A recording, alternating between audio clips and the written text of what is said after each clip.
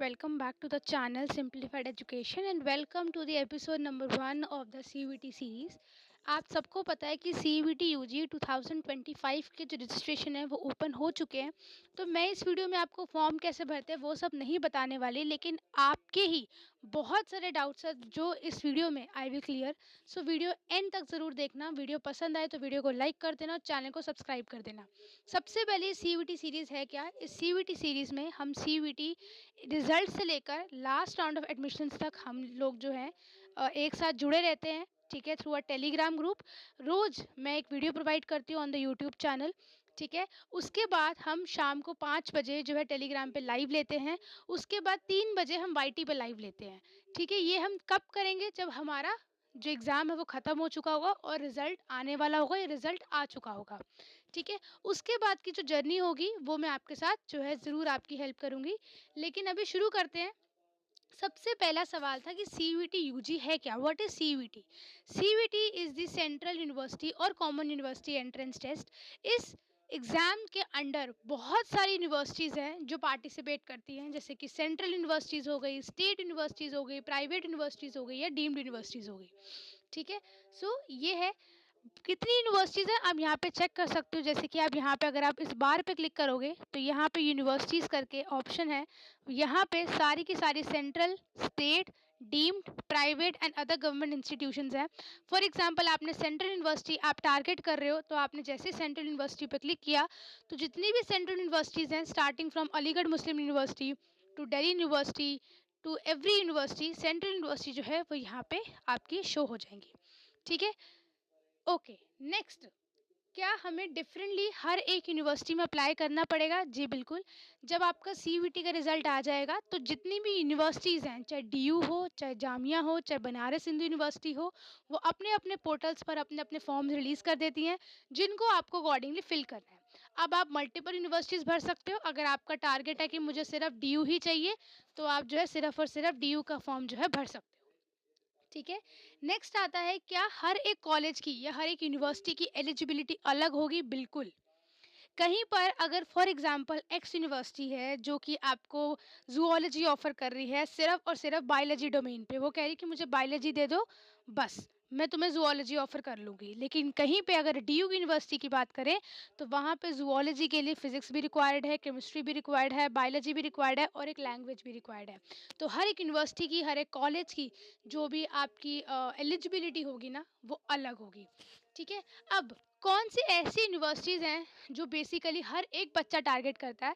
That is your Delhi university. और इस channel पर भी आपको दिल्ली यूनिवर्सिटी की ही काउंसलिंग आपको मिलेगी। दिल्ली यूनिवर्सिटी अगर हम बात करें तो दिल्ली यूनिवर्सिटी में बहुत सारे कॉलेजेस हैं जो कि 3 कैंपसेस में डिवाइड है, north campus, south campus end off campus. बच्चों की प्रेफरेंस भी ऐसी ही होती है, पहले नॉर्थ कैंपस को प्रेफर करते हैं, फिर साउथ कैंपस को, फिर ऑफ कैंपस को। ठीक है, अब हम बात करते हैं कुछ गाइडलाइंस के बारे में। सबसे पहले आपकी जो टारगेट यूनिवर्सिटी है वो आपको क्लियर होनी चाहिए कि मुझे कौन सी यूनिवर्सिटी टारगेट करनी है। तभी जब आपकी कोई यूनिवर्सिटी टारगेटेड रहेगी, दिमाग में रहेगी, तो आपके एक दिमाग में रहेगा कि इस यूनिवर्सिटी के जब फॉर्म आएंगे ना मुझे भरने हैं। ठीक है, तो एक दो यूनिवर्सिटी जो आपकी मेन है ना उसको आप अपने टारगेट में रखो।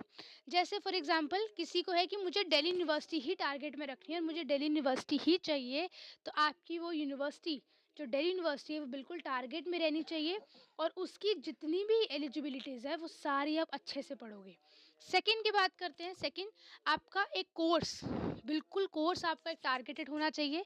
साथ में उस कोर्स की क्या एलिजिबिलिटी है। फॉर एग्जांपल आपका है कि मुझे डीयू से बॉटनी ऑनर्स करनी है, तो बॉटनी ऑनर्स की क्या एलिजिबिलिटी है वो आपके दिमाग में होनी चाहिए। ठीक है, सॉरी। उसके बाद हम बात करते हैं कुछ मिस्टेक्स के बारे में। बहुत सारी गलतियाँ हैं जो बहुत सारे बच्चे करते हैं। सबसे पहले उनको एलिजिबिलिटी ही पता नहीं होती।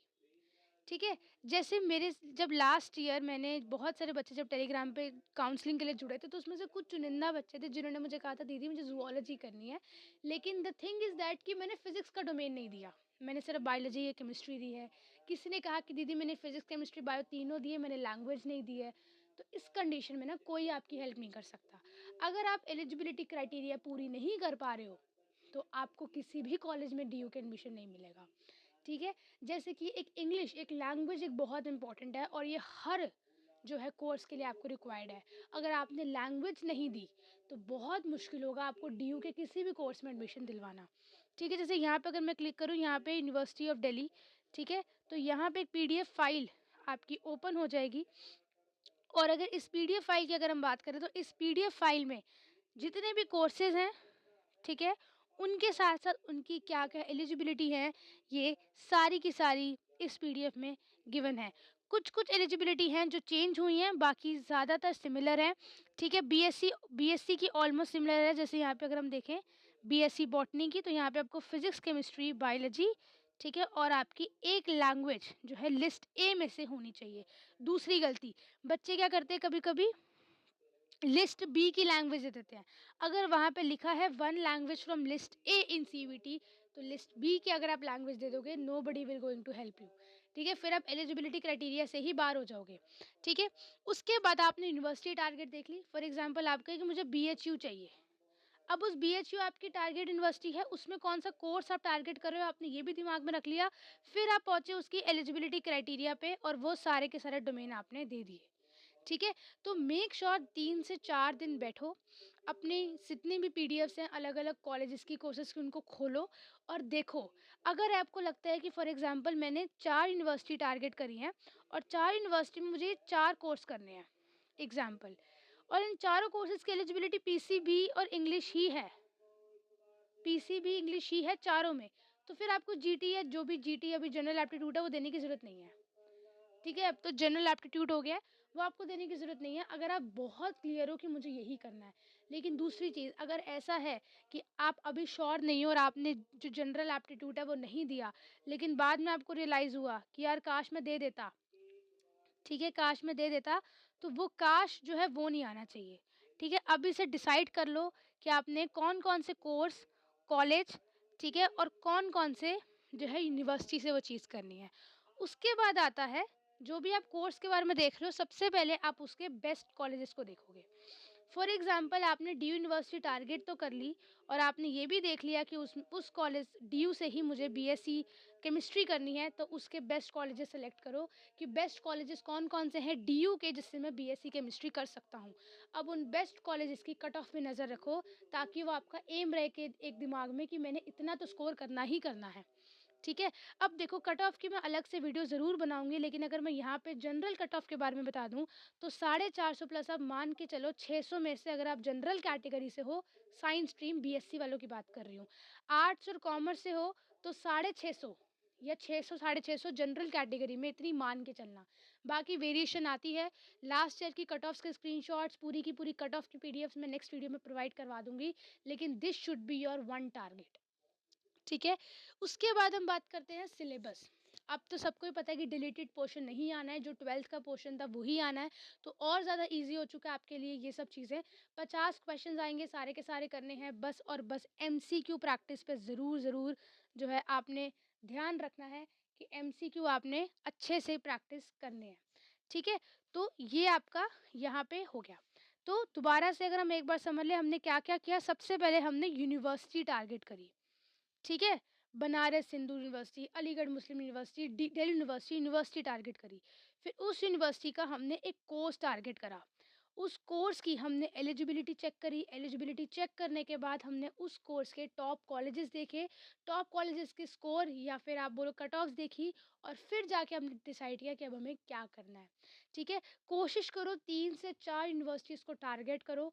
अगर डीयू मेन टारगेट है, डीयू में बहुत सारे कॉलेजेस हैं, ठीक है, डीयू में बहुत सारे कॉलेजेस हैं, और एक कट ऑफ भी मैंने डीयू की ही बताई है। ठीक है, बट दिल्ली यूनिवर्सिटी में कंपटीशन बहुत ज़्यादा है, तो कोशिश करना कि डीयू को मेन टारगेट रखना, लेकिन साथ में ही कोई यूनिवर्सिटी एक आधी उसको भी आप अपने जो है एक बैकअप प्लान की तरह उसमें रख सकते हो। गलतियाँ एलिजिबिलिटी क्राइटेरिया में बहुत ज़्यादा होती हैं, एलिजिबिलिटी क्राइटेरिया चेक करके ही एग्ज़ाम फॉर्म भरना। ठीक है, ऐसा नहीं है कि पीसीबी इंग्लिश जो है हम ये 4 सब्जेक्ट दे के आ गए, बाद में हमने कहा कि हमें तो जनरल वाला भी देना था, वो हम दे नहीं पाए, फिर बाद में आपकी कोई हेल्प नहीं कर सकता। एक-एक सब्जेक्ट की एलिजिबिलिटी छूटने पर ना बच्चों का साल बर्बाद होता हुआ मैंने देखा है। ठीक है? बहुत सारे बच्चे थे जिन्होंने मुझे कहा, लास्ट ईयर भी किसी ने क्या किया था, सिर्फ़ 2 डोमेन दिए। 2 डोमेन और 1 लैंग्वेज ऐसी कुछ दी, और वो सिर्फ़ और सिर्फ़ बीए प्रोग्राम के लिए ही एलिजिबल थे। और किसी कोर्स के लिए एलिजिबिलिटी उनकी बन ही नहीं रही थी, तो उन्होंने कहा दीदी अब हम क्या कर सकते हैं, अब कुछ नहीं हो सकता। एक बार जब आप पेपर दे आए, आपने फॉर्म भर दिया, अब एग्ज़ाम दे आए, उसके बाद तो वो चेंज नहीं हो सकता। Eligibility will be eligibility. Eligibility को अच्छे से पढ़ो, जो लैंग्वेज आपने सेलेक्ट करनी है फ्रॉम द लिस्ट ए, उसको अच्छे से देखो। कहीं कहीं पर क्या होता है कि जैसे फॉर एग्जांपल 3 कॉम्बिनेशंस हैं कि एनी वन लैंग्वेज दे दो, मैथमेटिक्स दे दो, कोई 2 सब्जेक्ट दे दो, एनी 2 लैंग्वेज दे दो, मैथमेटिक्स दे दो और 1 सब्जेक्ट दे दो, एनी वन लैंग्वेज दे दो, मैथमेटिक्स दे दो या जनरल एप्टीट्यूड दे दो, will be depend on you. But the thing is that you need to understand the eligibility criteria very thoroughly. ये सिर्फ डीयू का पीडीएफ है और ये डीयू की एलिजिबिलिटी क्राइटेरिया है, बाकी एलिजिबिलिटी क्राइटेरियाज आपको उनके वेबसाइट्स में मिल जाएंगी। बट क्योंकि आज मैंने स्पेसिफिकली डेली यूनिवर्सिटी की ही बात करी है, इसलिए मैं बोल रही हूँ। ठीक है, जैसे कि फॉर एग्जाम्पल किसने ज़ूलॉजी ऑनर्स करनी है, तो अगर वो बोले तो नॉर्थ कैंपस की अगर हम बात करें तो बहुत सारे कॉलेज हैं, मिरांडा हाउस है, केएमसी है, हिंदू है, ठीक है, उसके बाद किरोड़ी मल है, रामजस है, ठीक है। ये ऐसे-ऐसे कॉलेजेस हैं जो आप टारगेट रख सकते हो इन इन कॉलेजेस का। ठीक है जी। तो ये हो गया आपका, और last but not the least, इन सब को करने के बाद आपको सिर्फ एक ही काम करना है, वो है सिर्फ और सिर्फ पढ़ाई। जब तक आपका एग्ज़ाम नहीं आता, आपको सिर्फ और सिर्फ पढ़ाई ही करनी है, उसी पे फोकस करना है। लेकिन मेक श्योर पढ़ाई के साथ-साथ आप उन चीज़ों पे गलतियाँ ना करें, यानी कि एलिजिबिलिटी क्राइटेरिया पढ़ने में गलती ना करें, अप्लाई करने के वक़्त गलती ना करें। एक बारी करेक्शन विंडो खुलती है, सीयूईटी जब फॉर्म बंद हो जाते हैं, एक बारी करेक्शन विंडो खुलेगी, बट वो करेक्शन विंडो तक जाने की नौबत नहीं आनी चाहिए। आप वो गलती करो ही मत, अगर आप गलती कर दी है तो फिर वेट करो करेक्शन विंडो ओपन होने की। कोई भी और डाउट है मुझे कमेंट सेक्शन में ज़रूर बता देना, टेलीग्राम ग्रुप ज्वाइन कर लो, क्योंकि रिजल्ट से लेकर लास्ट मॉप अप राउंड तक जो है इस चैनल पर आपको सारी वीडियोस मिलेंगी with live sessions and Telegram personal counselling. ठीक है, तो चैनल को सब्सक्राइब कर देना। एंड कोई भी डाउट हो मुझे कमेंट सेक्शन में ज़रूर बता देना रिगार्डिंग द सीयूईटी, जितने भी डाउट है। ठीक है, दूसरी चीज़, जितने भी डाउट्स है कमेंट सेक्शन में बता देना। नेक्स्ट वीडियो में I will take a Q&A session, जिसमें आपके सारे डाउट्स हम क्लियर कर देंगे। ठीक है, लेकिन एक चीज़ आपने ज़रूर याद रखनी है कि हर एक जो डीयू है उसमें प्रेफरेंस शीट नाम की एक प्रेफरेंस शीट बनती है। ठीक है, अभी उस पर ज़्यादा फोकस मत करो कि वो कैसे बनती है, क्या होती है, वो हम आगे सीख लेंगे जब रिजल्ट आएगा। अभी सिर्फ और सिर्फ course selection, university selection, college selection and eligibility, इन 4 चीज़ों पर ध्यान रखना। I will see you in the next video, children take care, thank you very much and bye bye.